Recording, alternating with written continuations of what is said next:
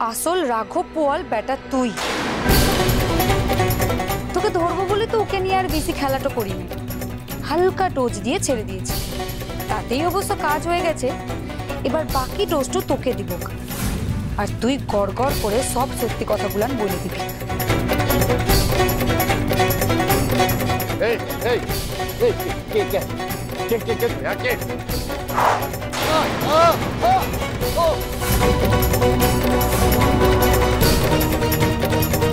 Sir নড়াচড়া করবেন না স্যার। স্যার আমার পায়ে মেরেছে, আর এমন ভাবে তীর ছড়ে যেন মনে হয় পৌরাণিক যুদ্ধ করছে স্যার। হেই, একদম চুপ করে এখানটাতে বস। বেশি তিরিং বিরিং করলে কিন্তু। না না না,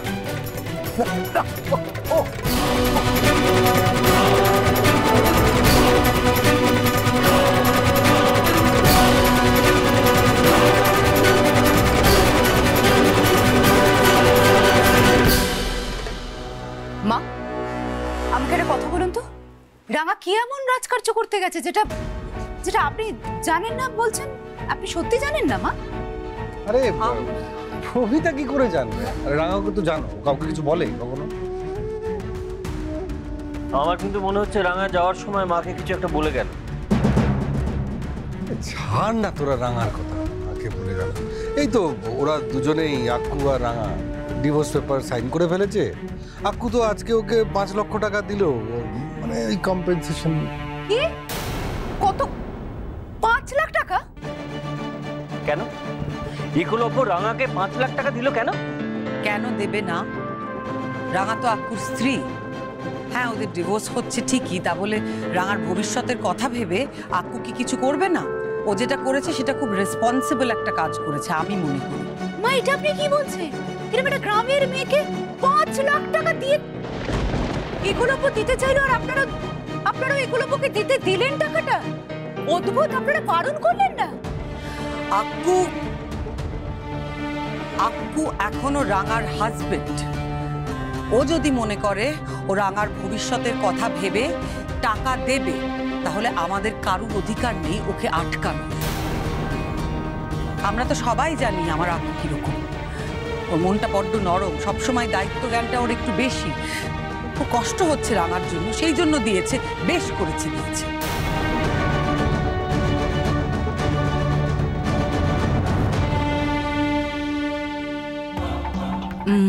ব্যাপারটা তো সোজা না, কিছু একটা ঘাবলা তো আছে। সেটা কি ঘাবলা আমি তো বুঝতে পারছি না। এই শাশুড়ি বুড়িকেও তেমন ক্যাজুয়াল আমি কখনো দেখিনি। না আছে টেনশন, না ইমোশনাল ব্রেকডাউন, কিছু নেই, নাথিং। রাঙার উপর তো এতদিনের ভালোবাসা কি এক মুহূর্তে উঠে গেল নাকি? দেখ রাজেন্দ্র বাবু, আমার সাথে কিন্তু পুলিশের একেবারে সিধা কানেকশনটা আছে। হিটা বোধহয় তুই জানতিস না, তাই না? ওই দেখ, পুলিশ চলেও এসেছে।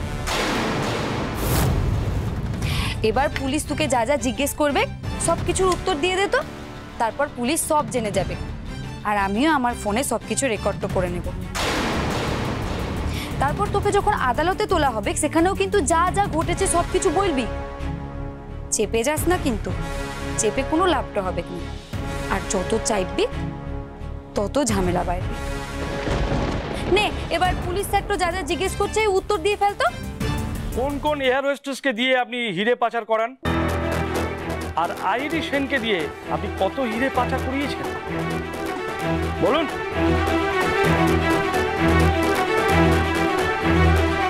কি হলো, কি বলবি নাকি আটখান্তি চালাবো?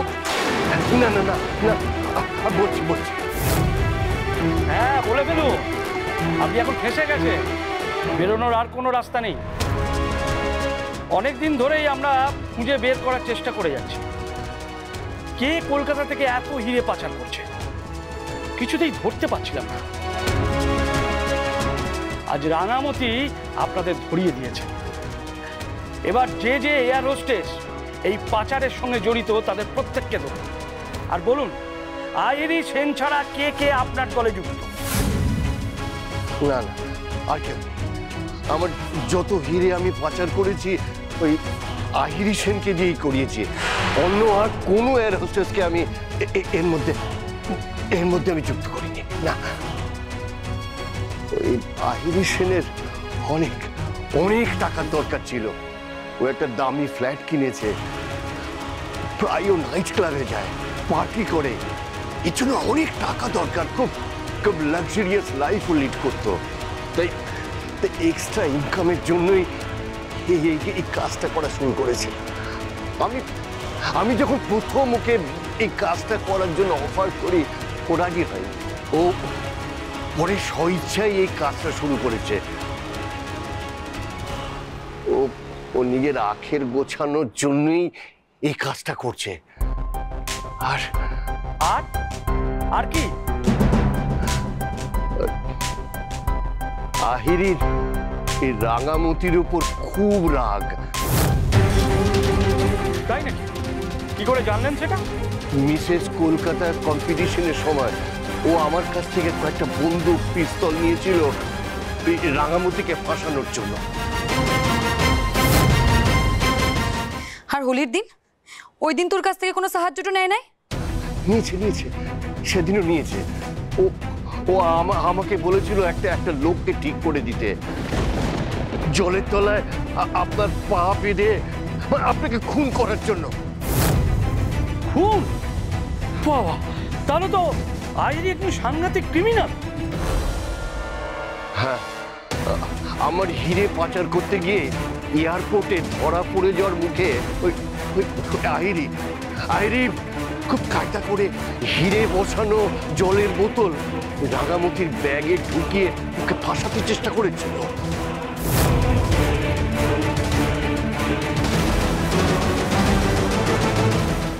ব্যাস, আমার কাজটা হয়ে গেছে।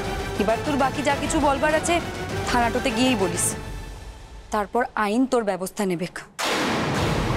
আর একটা কথা মনে রাখিস রাজেন্দ্র স্যার, পাক কিন্তু বাঘকেও ছাড়ে না,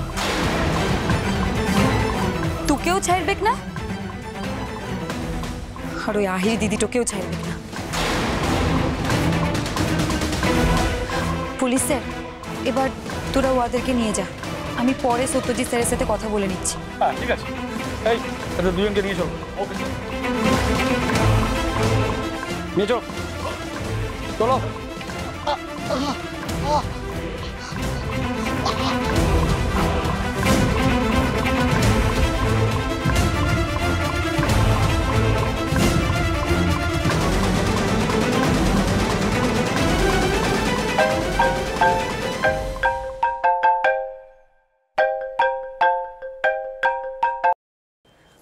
হমা, হ্যাঁ রাঙা, কি ব্যাপার বলতো? একটা জরুরি কাজ আছে বলে সেই যে বেরিয়ে গেলি আর ফেরার কোনো নাম নিচ্ছিস না। আরে বাবা, আমাদের বাড়িতে তো আজকে একটা জরুরি মিটিং আছে, তুই কখন আসবি? মিটিং? কিসের মিটিং? ওই তো আক্কু একটু পরে বাড়ি চলে আসবে। আহিরি ওর বাবা মাকে নিয়ে সন্ধ্যাবেলা আমাদের বাড়িতে আসছে। কিছুই না, ওরা একটা ওরা চাইছে যে আমাদের দুই পরিবার মিলে একটা জয়েন্ট রিসেপশন হোক আর কি। সেই জন্য কি মেনু হবে, কোথায় হবে না হবে, এইসব নিয়ে আলোচনা করতেই আসছে। আর আমাদেরও মনে হয় প্রস্তাবটা খারাপ না, শুধু শুধু এতগুলো টাকা খরচা করার তো কোনো না হলেই ভালো আর কি। কেষ্ট কি রে মা?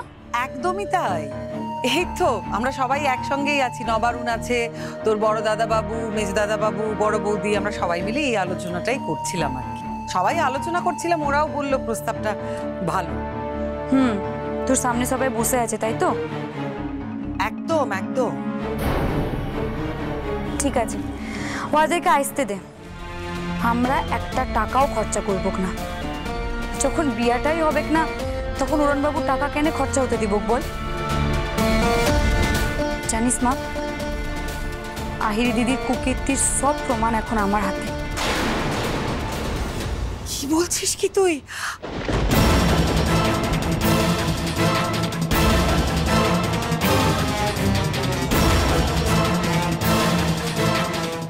আমি জানি তো রাঙা, তুই যেখানে আছিস তখন কি আর আমাদের কাউকে কিছু চিন্তা করতে হবে?